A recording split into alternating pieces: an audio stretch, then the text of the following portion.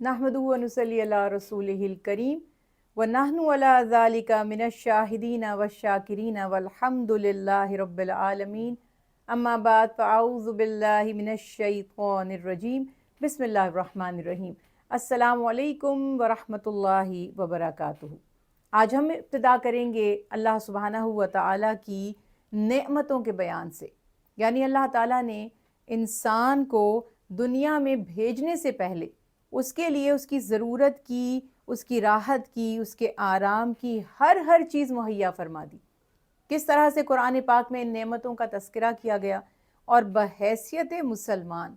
हमें अल्लाह सुब्हानहू व तआला की इन नेमतों की शुक्रगुजारी कैसे करनी चाहिए। बहुत दफ़ा ज़िंदगी में ऐसे मौक़े आते हैं कि जब हम किसी मुश्किल या तकलीफ़ में हों, हमें किसी चीज़ से आज़माया जाए, कोई ख्वाहिश हमारी पूरी ना हो, कोई ज़रूरत जो हमारी है उसके लिए हम मोहताजी और बेबसी महसूस करें,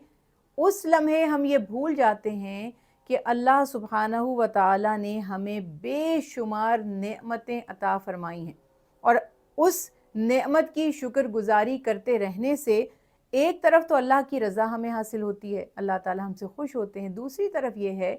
कि जो नेमतें नहीं हैं हमारे पास, हमारी जो दुआएं कबूल नहीं हो रही, हम जिस तकलीफ़ या परेशानी में हैं, अल्लाह ताला हमारी शुक्रगुजारी के सबब और मुसलसल अल्लाह ताला की नेमतों को जब हम जहन में रखते हैं और अल्लाह ताला के आगे झुके रहते हैं, शिकवा नहीं करते, शिकायत नहीं करते, तो अल्लाह वो चीज़ें भी हमें अता फ़रमा देते हैं जिन्हें किसी वजह से, किसी हिकमत से या किसी आजमाइश से हमें नहीं अता किया गया था। कुरान पाक में अनगिनत नेमतें अल्लाह ताला की अल्लाह ख़ुद बयान फरमा रहे हैं। अगर पूरी कायनात को हम देखें,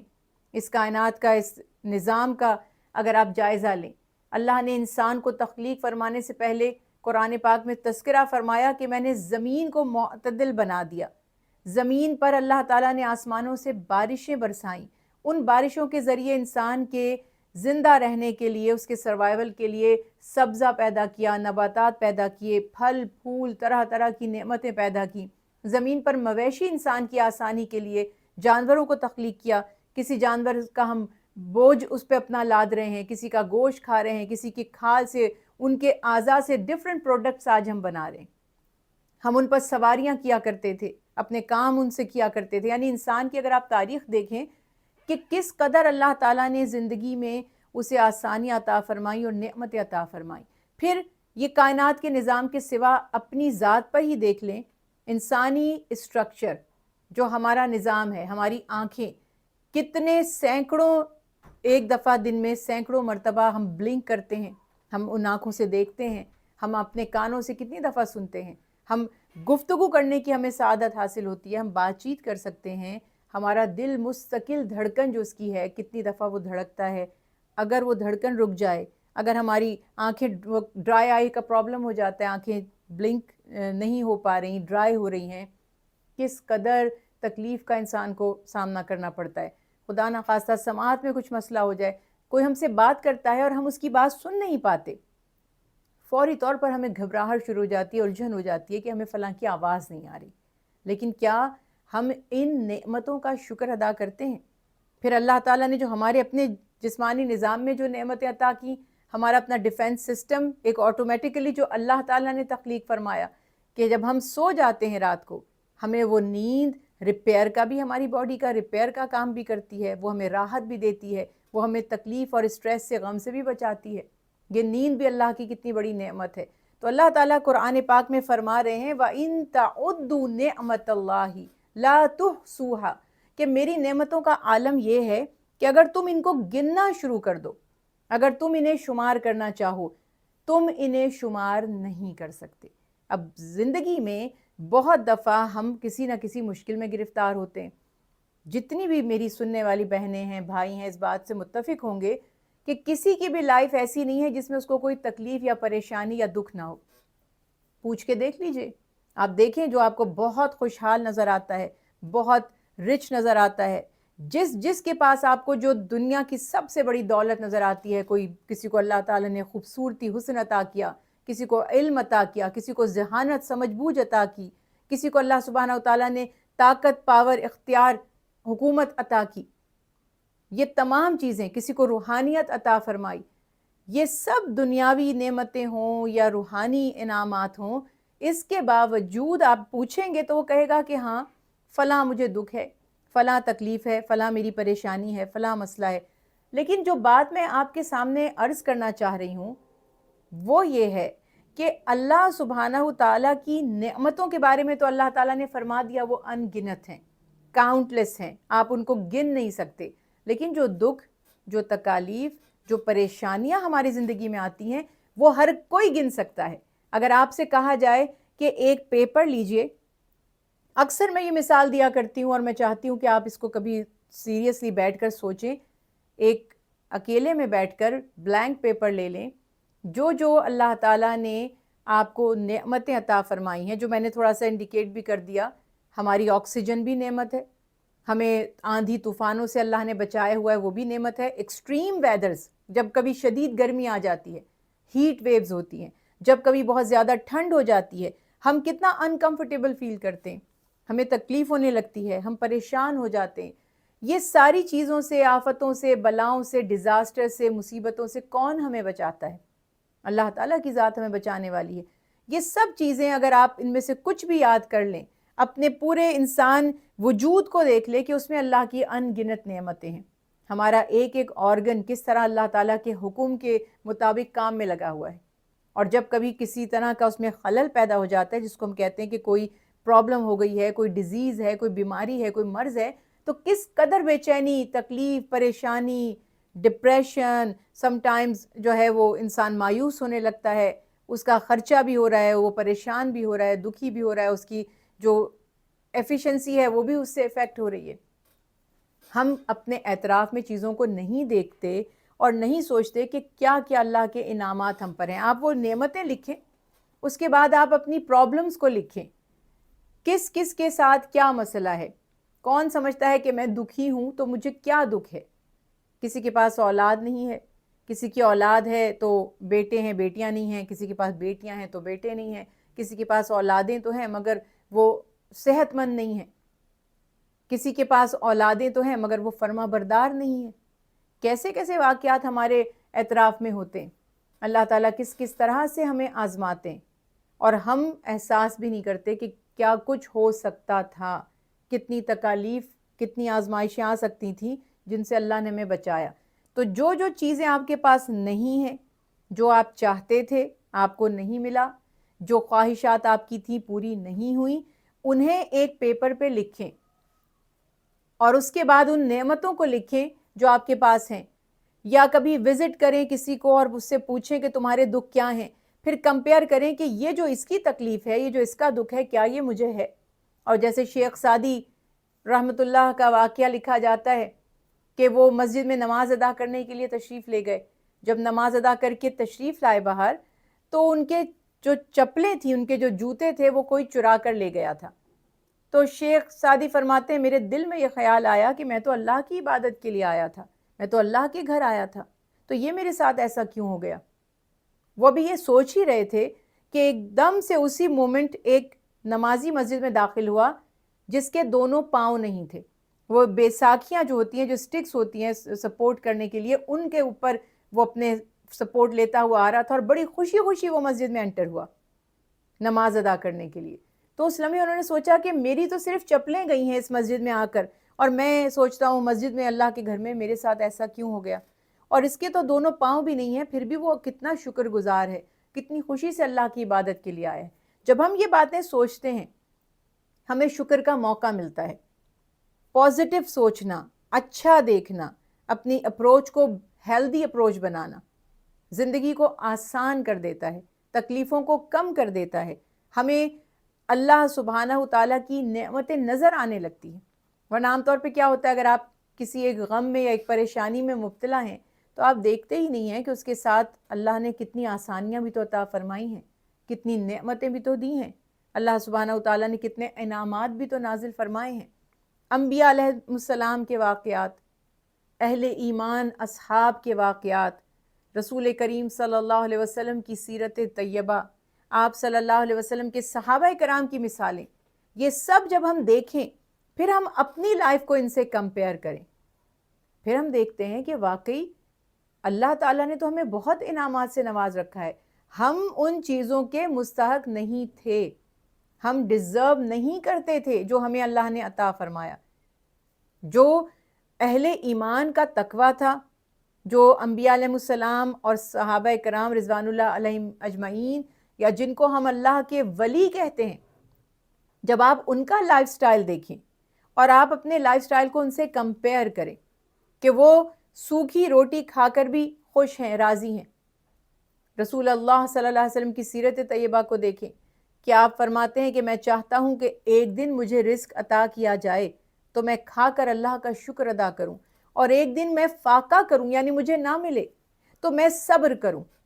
یہ صبر کرنا بھی اللہ تعالیٰ کی توفیق سے ہے۔ انشاءاللہ صبر پہ بھی ہم تفصیلی گفتگو کریں گے، لیکن ابھی یہ بات یاد رکھیے کہ اللہ کے انعامات اور احسانات،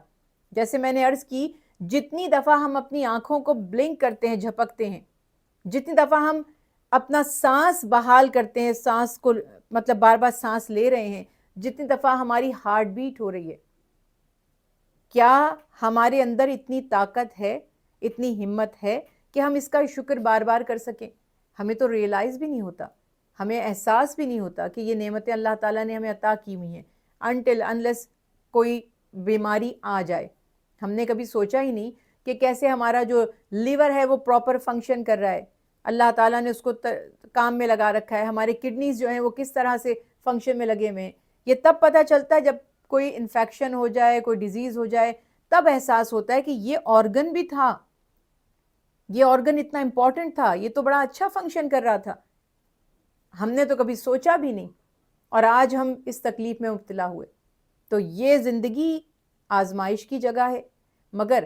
اللہ تعالیٰ نے اصول کیا بنا دیا کہ اللہ کی نعمتوں پر دھیان دو۔ نعمتیں آزمائش بھی ہوتی ہیں، نعمتوں کی کثرت بھی آزمائش ہوتی ہے، اور نعمتوں کی کمی بھی آزمائش ہوتی ہے۔ یہ دونوں طرح سے انسان آزمایا جائے گا۔ ایک نعمت کسی کو دے کر اللہ تعالیٰ آزماتے ہیں، ایک نعمت کسی کو نہ دے کر یا اس سے واپس لے کر آزماتے ہیں، دونوں کی آزمائش ہے۔ تو ایک اچھا انسان، اللہ کا فرما بردار، سمجھدار، دور اندیش، ایک مومن، ایک مسلمان کیا کرتا ہے کہ وہ نعمتوں پہ نظر رکھے، شکر گزاری کرتا رہے۔ ہمارے بڑے ہمیں سکھاتے تھے، آپ کے بزرگ بھی یقیناً یہی بات کرتے ہوں گے، کہ ہمیشہ اپنے سے کم جو لوگ ہیں، جو پریشان ہیں، جو دکھی ہیں، ان کی طرف دیکھیں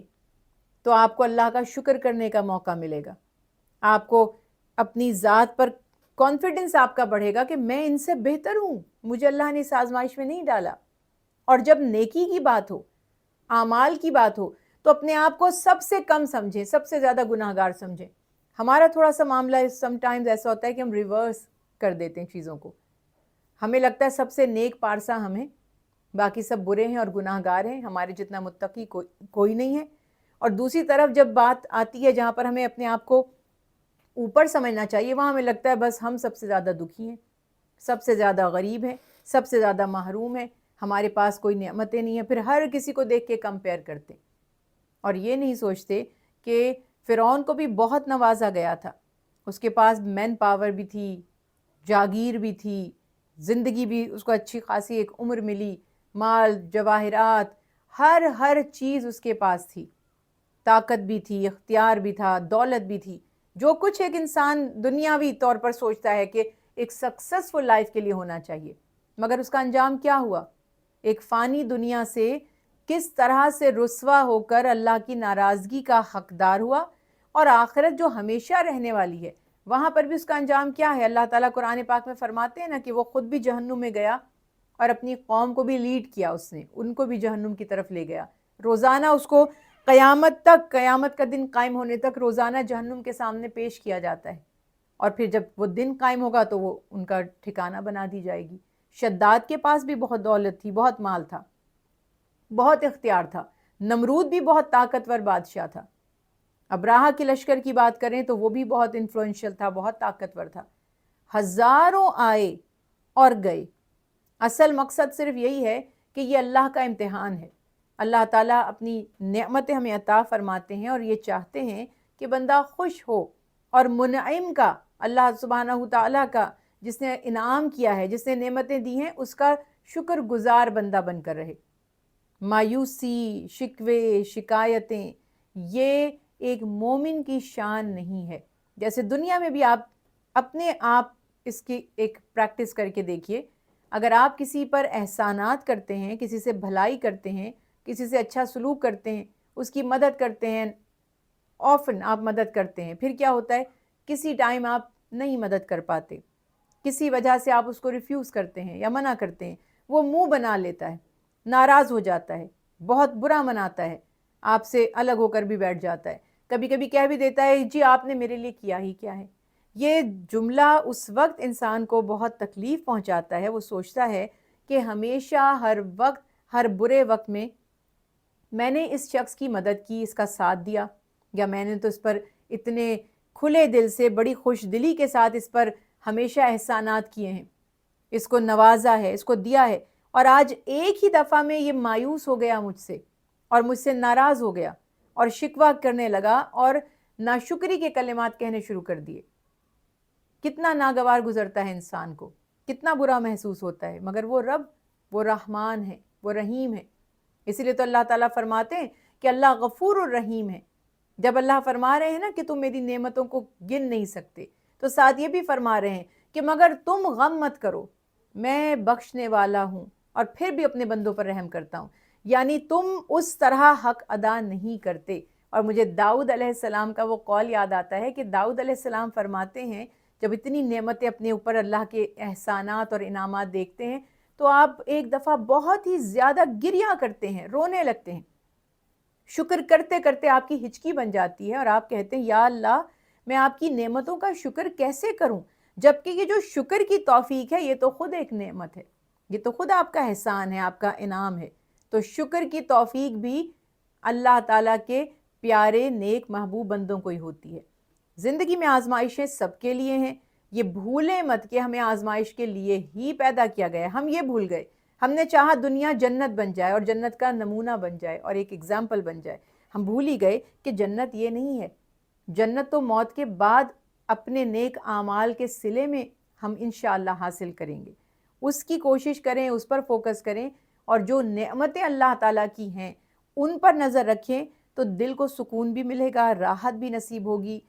ये जो मायूसी है, ये जो हमारी नाउम्मीदी है, ये जो डिप्रेशन है, ये जो गम की कैफियत है, इंशाअल्लाह ये भी दूर हो जाएगी। रोज़ाना कम अज़ कम एक तस्बीह अल्लाह सुब्हानहू तआला की शुक्रगुजारी के लिए अल्हम्दुलिल्लाह ये पढ़ते रहा करें। बहुत आसान है, एक दफ़ा जिस नेमत पर अल्हम्दुलिल्लाह कह दिया जाता है,